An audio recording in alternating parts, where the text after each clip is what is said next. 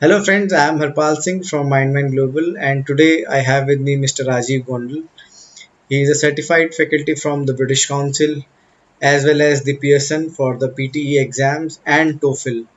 However, today we are going to talk about the SAT exam, the SAT exam, and I'll have few questions for him specifically for those students who are going to start the preparation for this course. So welcome sir, how are you? Thank you very much, sir. Welcome all of you. Good And Askar. You are all welcome, and I will try to answer all the questions in the simple. And I would also like to So add let's take it here forward. that I think there's some internet connection. Okay, so I also would like to add here that Sir has been teaching SAT for I think 7 8 years now, and he's been a faculty with the most prestigious Pathways School in Gurgaon. He teaches there in house for their students who are appearing for the SAT exam. So, Sir, I would like to ask few questions. Like, first of all, what is SAT? What is SAT? Who needs this test? Sure, sir. So Scholastic Aptitude Test, and it mainly for the students who want to study in US. A few of the Indian universities started considering SAT as criteria to their graduate courses. And yeah, so it's a benchmark. It's kind of the benchmarks for students. It also helps students secure many scholarships. So right from the college to secure scholarships, SAT is the test to take. So, sir, what is the pattern? What all is asked in the SAT exam? Like, is it about English or is it about Yeah, mathematics? so the SAT, so it's a combination of English and mathematics. The first section is of reading comprehension. So this reading section has 52 questions to be done in 65 minutes. Then there is a writing and language test, which is primarily aimed at testing writing skills, vocabulary, punctuation, grammar. So this test is of around 44 questions done in 35 minutes. And then there is a section of maths, which is calculator and non-calculator section. So this is how this whole test is arranged. Okay. And, sir, who is eligible? Like, who needs a SAT exam? Like, if it is for students age 16 Well, and above or 18 and above, who needs that test? And what is the eligibility criteria? that's a very interesting question, sir. And nowadays, students start preparing and taking SAT. There is another bacha version of SAT, or we can say pre-SAT. So students start preparing for SAT from right from seventh class. So in the eighth and ninth, they take pre-SAT, which is meant for the primary school children, and then in ninth and tenth they again take pre-SAT, and then after 11th they take the full SAT test. So as far as the starting point or the entrance criteria is concerned, the test is in students start right from the seventh class, we can say. Seventh standard. Okay, that's quite early. But I think when it is about an exam which is quite I would say is it difficult exam. So maybe student need to start really early for that. But generally, what I have heard is that students start around Yes. 11th or 12th. So what is your take on that? So I'll share a very interesting observation, and it is experienced by many students. SAT test is not a difficult test, but it all Oh, depends on okay. how much time a student gives. Like, for example, if an average student, let's say, gives 2.5 years or 3 years, he can we can easily shoot the scores or score higher than a very intelligent students who gives, let's say, 3 or 4 months only.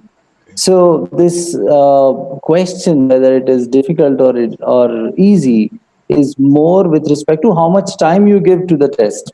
So it is always advisable to start early, Okay. so that even if you are a mediocre student, you end up scoring very high marks. And it's a very interesting test. I mean, not just from the perspective of getting admission into a good college, also from the perspective of developing your personality and analytical skills, your ability to present thoughts in an emphatic manner, develop vocabulary, writing skills, reading skills, comprehension skills, and from the perspective of maths, basic calculations, which are very, very essential from all aspects of a future career. So that is the test which not just prepares you for an entrance to a college, it also prepares you for life to a great extent. And from that perspective, starting early makes So the is a key here prudent is to idea. start really early. And technically, sir, what is like, is it, what is the age, minimum age requirement? Is it like 16, 17, or 18?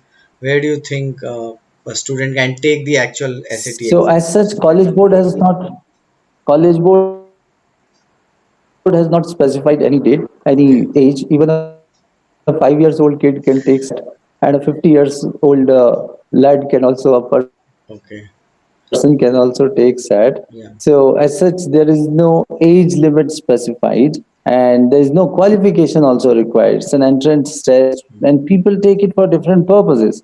Some people take it for the purpose of college admission. Some people, there are some organizations which require you to take SAT for certain level of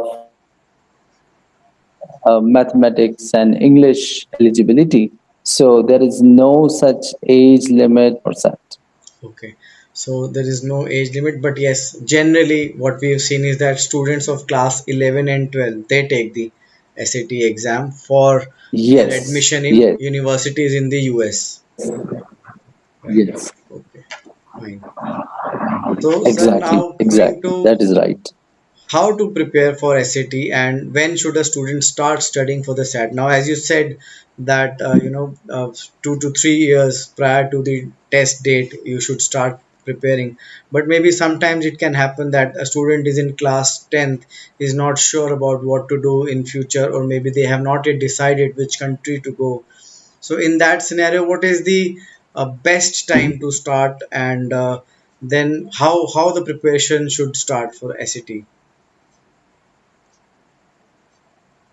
Okay, so when I look at the experience of teaching all the students from Pathway School, from Delhi, from US and other countries, what I observe is that the students who, let's say, start after their 8th class or after their 9th class, find it very easy to score very good marks. Mostly students take more than 1 attempts to clear the test, and ideally there should be a gap of around 6 months to 8 months between two attempts, so that you do justice to the next attempt. So from that perspective, starting early, right after your ninth exams or maybe eighth exams, is the right time to start, so that you can spread your preparation. You can spread. I mean, you can get enough time to uh, work on the rough edges. Some people are good at maths; they find English to be a little challenging, but they find maths to be difficult. So it is advisable to start early. Right. So they should decide early, right? Maybe even before 10th standard, as you said. All right. And what is the time that a Yeah. student needs to spend every day on this preparation of SAT, and what are the Yeah. So I would subjects? suggest if you start early, I'm asking what are the yeah, subjects which can be covered while studying for your own, classroom curriculum, like mathematics or English. yeah, yes. So, SAT test comprises of English and Maths sections, and if you have got a long-term perspective, if you have got some time to prepare for SAT, I would recommend reading some good books because the reading of habit of reading, let's say fiction, non-fiction, management, whatever a student likes, watching TED videos, getting some types of happenings across the world, a little understanding of US history, a little understanding of democracy and its how civilizations happened, because all these passages are around the development. Plus, they are also around scientific developments. Developments in the field of science. There are some narrative passages. So, a long-term strategy would entail like reading a lot, so that the students become. See, reading in itself is a skill. So, Right. if they are exposed to different types of literature, uh, they need to answer questions. So, like for example, what I see is when I start a batch, we usually take a diagnostic test, and diagnostic test is always a surprise, either on the happy side or on the sad side. So the Right. students who have been reading some novels or fiction find it very easy. So I get surprised. How many marks in the first test? And they say that, sir, I've been reading. Generally, I like reading, so I get good marks in English, and similarly in maths also. But then those who are considering this as a test, who just jump into taking SAT without any preliminary preparation, usually give me a surprise on the negative side. So they score less. To put it in nutshell is that if you're starting early, have a little comprehensive approach. Don't think as if I'm preparing for a test. Take it like preparing for life. Like reading skill or reading habit is more of a life skill than I understand. Yes. skill a test. So So, the message for all the students who want to prepare for the SAT exam is to start early and read a lot. yeah, I think that is what is the requirement to make it a, it's a habit. It should be a exactly, habit. Yeah. exactly. Not to be taken as a test. And Right. yes, yes, yes, Okay. yes. And sir, what about the scoring of SAT? How? As far as maths is concerned, I'll just add that. Mhm. Yeah, I'll come to that. As far as maths is concerned, focus should be to develop fundamentals rather than working on nitty-gritties of maths, because the level of maths in SAT is 90% is from 8th, ninth, or 10th standard of CBSE. 10% or 20% is from 11th, 12th grade. So it's more about fundamentals, and students find it very easy to score high marks in mathematics. So when they work on maths, their focus should be to have a very strong foundation. For example, if we talk about linear equations, so the concept of slope and how is it derived and what is the story behind it, and how the things can be tweaked when we are using linear equations is more important than having a deep understanding of some mathematical formulas. There's no need to remember any formula. It's not a formula test, it's more a logic based maths test. Right. The So application that's based, we can what say. is application based, yes. Right. As So far as the scoring is concerned, it is a 16 marks. So you have got 800 marks for English and 800 marks for maths. And there is a separate test for writing an essay. It's not an essay actually, it's writing a critique. So you are supposed to read a piece of literature. It could be an essay, it could be a lecture, and you are supposed to write a critique of style and persuasion the reader has used. So essentially, the scoring pattern is like this: 800 marks for English, 800 marks for maths, and the essay is marked separately. So that's how it is. okay. So it is not in percentage terms or band score as we have in other tests. It's not a percentage kind of a thing. It's raw score of say 1400 out of 1600 like that. Yes, yes. Like I would say anything beyond 1450 or 1400 is a good score from the perspective of securing admission into the top colleges. And your overall profile also matters a great. But yes, a student 1500 and above, 1500 plus makes you eligible for Ivy Leagues. Okay, okay. And so if we talk about tough colleges, 1400 plus uh, gives you an advantage in terms of getting So admissions. that was my next Yeah, question. I That think what's a good the score? next So question is what also I've heard generally is that 1400 plus is a good score, but as you've clarified that 1450 plus or maybe 1500 plus, and you get into the Ivy League. So yes, so that means you need to score really high to be in the top-notch universities of US. yes, yes, yes. Like recently, one of the students he scored 1480 and 1480. got Oh, admission into a University of Barclays that 1480, great. and he That's got into really great. Okay. UCLA. Yeah. And Another boy scored 35 on 36. There is another test called as ACT, which is very similar to SAT. So ACT. some students take SAT, others take ACT. So Okay. this student ACT. Yeah. So ACT is also very similar to SAT. It has also got maths and English sections. So this student took ACT and scored 35 on 36. Students scored very high in ACT after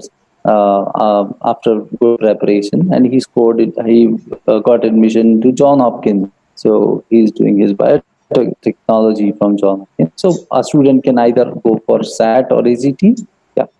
So maybe next time I can have a session with you regarding the ACT exam so that you can Yes. tell our Yes. students more about that. So apart from reading, sir, any more tips? Sure. Some tips for preparation of SAT. How can a student prepare? Like Yeah. how to start, which books to follow, and all that. Yes.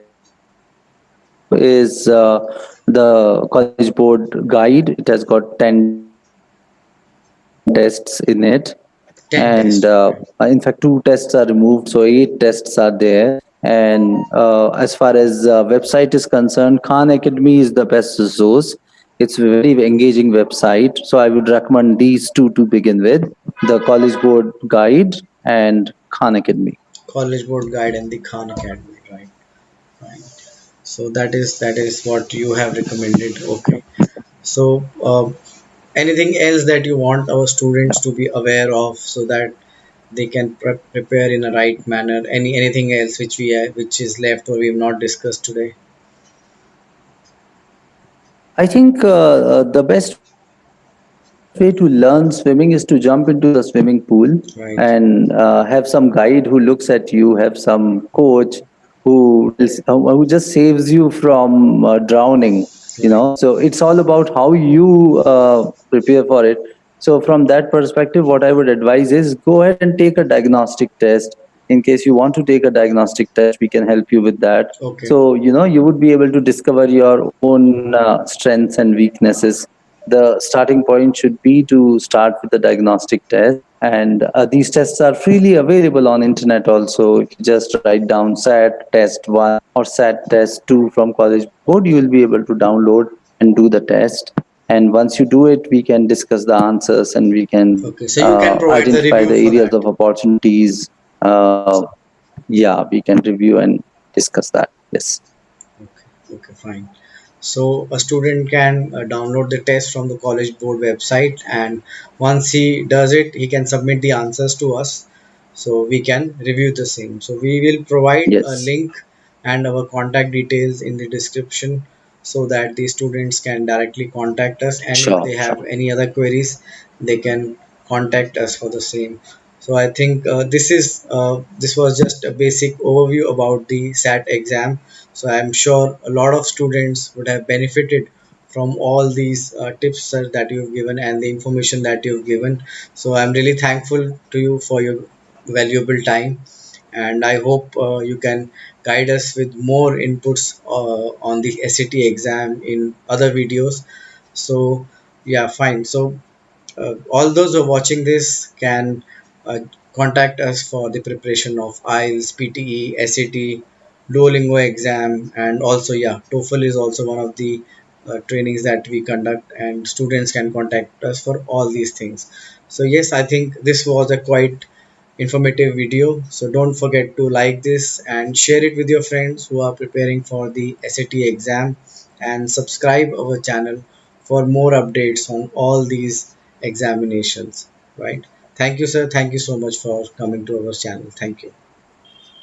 Thank you, sir. Thank you for this opportunity. All the best to all the people who are taking SAT or ACT, and I'm sure you will do very well. Thank you so much. Thank you, sir.